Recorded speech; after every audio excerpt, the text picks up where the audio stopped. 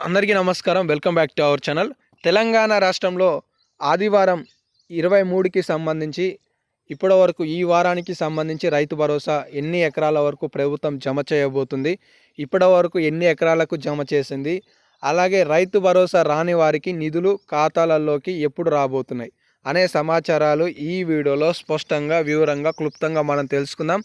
తెలంగాణ రాష్ట్రంలో చాలా నెలల తర్వాత కాంగ్రెస్ పార్టీ రైతు భరోసా పథకం ద్వారా 2024కి సంబంధించిన యాసంగి సీజన్ నిధులు అనేవి విడుదల చేసింది. చాలా కొద్ది రోజుల నుండి జనవరి 26వ తారీఖు నుండి ఈరోజు ఫిబ్రవరి 23, దాదాపుగా నెల రోజుల సమయంలో ఎన్ని ఎకరాల వరకు నిధులు జమ చేసింది అంటే 3 ఎకరాల వరకు జమ చేసింది. ఈ 3 ఎకరాలలో మొదటి విడత 577 గ్రామాలకు ప్రత్యేకంగా విడుదల చేస్తే, మొదటి విడత 1 ఎకరం దాదాపుగా 567 కోట్ల రూపాయలు, రెండో విడత 2 ఎకరాలకు దాదాపుగా 1091 కోట్ల రూపాయలు, మూడో విడత 3 ఎకరాలకు 1200 కోట్ల రూపాయలు. ఇలా రాష్ట్ర వ్యాప్తంగా కూడా ఇప్పటి వరకు. సో ఇక్కడ పట్టిక చూడండి ఒకసారి. ఫిబ్రవరి 27వ తారీఖు నాడు 557 పైలట్ గ్రామాలలో నిధులను దాదాపుగా 568 కోట్ల రూపాయలు ఇచ్చారు. ఫిబ్రవరి 5వ తారీఖు నాడు 1 ఎకరం లోపుకి సంబంధించి ఇచ్చారు. ఫిబ్రవరి 10వ తారీఖు నాడు 2 ఎకరాల లోపుకి సంబంధించిన వాళ్ళకి ఇచ్చారు. ఫిబ్రవరి 12వ తారీఖు నాడు 3 ఎకరాల లోపుకి సంబంధించిన వాళ్ళకి ఇచ్చారు. అయితే ఇక్కడ మీరు తెలుసుకోవాల్సిన విషయం ఏంటి అంటే, చాలా నియోజకవర్గాలలో చాలా గ్రామాలలో కూడా కొంతమందికి ఒక 10 గుంటల పొలం కలిగిన వాళ్ళకి కూడా భరోసా నిధులు రాలేదు. ఇందుకు కారణాలు ఏం చెప్తున్నారంటే, ఉదాహరణకు ఒక సర్వే నెంబర్ తీసుకుంటే, ఈ సర్వే నెంబర్లో ఒక 10 ఎకరాలు ఉంటే 10 ఎకరాలకి సరిపడా కాకుండా ఇంకాస్త భూమి ఎక్కువగా ఉన్నట్లు తేలిన నేపథ్యంలో ఈ సర్వే నెంబర్లో ఉన్న వాళ్ళందరికీ కూడా బ్లాక్ లిస్ట్లో పెట్టినట్టుగా తెలుస్తుంది. వీళ్ళని తర్వాత వ్యవసాయ శాఖ అధికారులు సరైన వివరణ తీసుకొని సవరణ చేసి నిధులను వాళ్ళ ఖాతాలలోకి మళ్ళిస్తున్నట్లుగా అప్డేట్స్ ఉన్నాయి. ఇక్కడ ఇచ్చారు చూడండి, 8500 సర్వే నెంబర్లు భరోసా బ్లాక్ చేశారని, పక్కాగా లెక్కలుండే విధంగా మళ్ళీ భూ సర్వేను రాష్ట్ర ప్రభుత్వం కొనసాగిస్తుంది అనేది. ఇంకైతే మిగిలిన వారికి భరోసా ఎప్పుడు రాబోతుంది, రైతు భరోసాకి సంబంధించిన తాజా అప్డేట్ల విషయంలో ఇక్కడ ఒక స్టేట్మెంట్ని బట్టి విక్రమార్క గారు, తుమ్మల నాగేశ్వరరావు గారు ఇవ్వడం జరిగింది.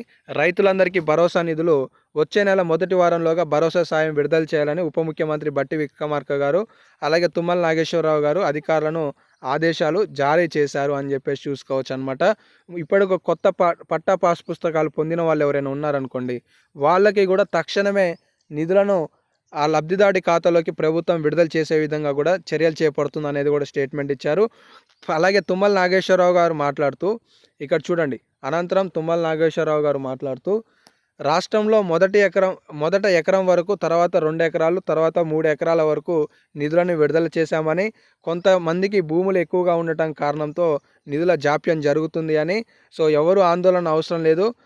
ఇప్పుడు ఇక్కడ ఇంకొక స్పష్టంగా చూడండి, ఉదాహరణతో తీసుకొని వాళ్ళు ఒక స్టేట్మెంట్ని ఇవ్వడం జరిగింది. తెలంగాణ రాష్ట్రంలోనంట వెంటనే 3 ఎకరాల సాయం అందేందుకు చర్యలు చేపట్టారు.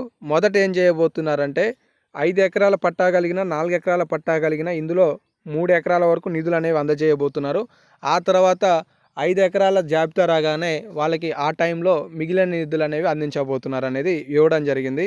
సో ఇక్కడ మొత్తానికి ఏం చెప్తున్నారంటే, భూముల పరిమాణాలు ఎక్కువ నమోదైన చోట రెవెన్యూ అధికారులు వెంటనే పూర్తిస్థాయి పరిశీలన చేసి వాళ్ళకి నిధులు జమ చేయాలని ఆదేశాలు ఇచ్చారు. ఇక మీకు ఒక్కసారి నేను స్పష్టంగా వివరిస్తాను. ఏంటంటే, తెలంగాణ రాష్ట్రంలో గతంలో కేసీఆర్ గారు ఉన్నప్పుడు సర్వే నెంబర్ ఆధారంగా ఎంత ఎకరం పట్టా కలిగిందని చెప్పేసి దరఖాస్తు చేసుకుంటే నిధులు ఇచ్చేవాళ్ళు. కానీ ఇప్పుడు అలా కాకుండా సర్వే నెంబర్ని డిజిటల్ శాటిలైట్ విధానంతో సర్వే చేసి అందులో భూములు ఎక్కువగా తేలితే వాళ్ళని బ్లాక్లో పెట్టడం, లేదంటే హోల్డ్లో పెట్టడం, తర్వాత వ్యవసాయ శాఖ అధికారులు వచ్చి మళ్ళీ పరిశీలన చేసి సరైన సవరణలు చేసి లబ్ధిదారులకి నిధులు జమ చేస్తున్నారు అనేది స్టేట్మెంట్ అనమాట.